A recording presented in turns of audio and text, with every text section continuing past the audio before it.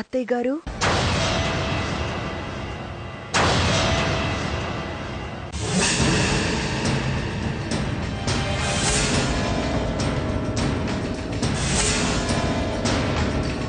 నేనెవరికి చెప్పకుండా పెళ్లి చేసుకోవడం తప్పే.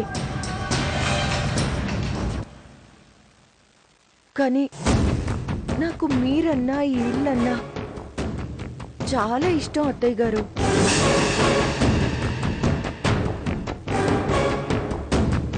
ముందే చెప్తే ఈ ఇంట్లో వాళ్ళకే కాదు, మా ఇంట్లో వాళ్ళు కూడా ఒప్పుకోరని తెలిసే ఈ పని చేశాను. అందుకే కార్తికేయని పెళ్లి చేసుకున్నాను. నేను చేసింది తప్ప అత్తయ్య గారు? కారణాలు ఏమైనా కావచ్చు, ఎవరికి చెప్పకుండా పెళ్లి చేసుకోవటం మాత్రం ముమ్మాటికి తప్పే. నువ్వు ఊరుకో మారుతి. మన మీద అభిమానంతో కార్తికేయను పెళ్లి చేసుకున్న రేఖను చూస్తుంటే నాకు చాలా గర్వంగా ఉందయ్యా. 4 మాటలు మంచిగా మాట్లాడినందుకే మన గురించి ఇంతగా ఆలోచించిన ఈ అమ్మాయి చేసింది తప్పేలా అవుతుంది? ఇప్పుడు దిగులు పడి ప్రయోజనం ఏంటి? లేక జీవితం నాశనం చేసింది మీరే, ముమ్మాటికి మీరే. అసలు ఆ లేఖనింటికి తీసుకొచ్చింది మీరే. ఎప్పుడో మిమ్మల్ని పెంచారని ఆ కృతజ్ఞతతో ఆ తర్వాత చెంచులక్ష్మిని తీసుకొచ్చారు. నా పిచ్చి కాకపోతే ఆ చెంచులక్ష్మి బిడ్డకి మంచి బుద్ధులు ఎలా వస్తాయి? వసుంధరా, అలా అనకు. రేఖను కన్నది లక్ష్మి అయినా పెంచింది మాత్రం మనం. మన పెంపకంలో పెరిగిన బిడ్డ అయితే లేఖలా ఉంటుంది కానీ రేఖలా ఎందుకు ఉంటుందండి? ఇలాంటి లక్షణాలు ఆ చెంచులక్ష్మి రక్తంలోనే ఉన్నాయి. అంత దారుణంగా మాట్లాడకు. అది తప్పు చేసినా మన బిడ్డే కదా. మన బిడ్డ కాదు, బిడ్డ లాంటిది.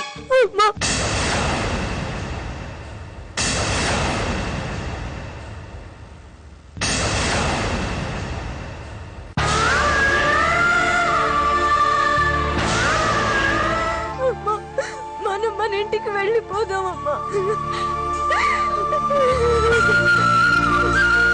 ఇక నుంచి నీళ్ళు ఇదేనమ్మా, నువ్వు ఇక్కడే ఉండాలి. వాడి భవిష్యత్తు ఏమిటా అని ప్రతి క్షణం ఆలోచించేవాళ్ళం. అలాంటి వాడు పెళ్లి చేసుకొని వచ్చాడు.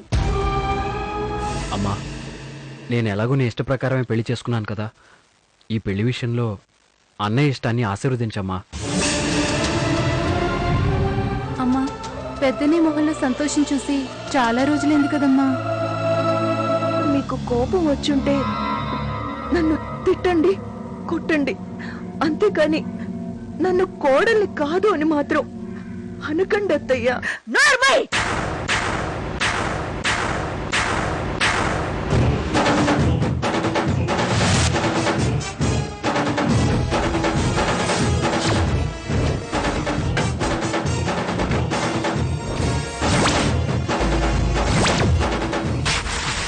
ఎవరే నీ కత్తయ్యా? ఇంకొకసారి అలా పిలిచావంటే చంపేస్తాను. ఈ ఇంట్లో వాళ్ళ మధ్య మనస్పర్ధలు రావడం భరించలేను.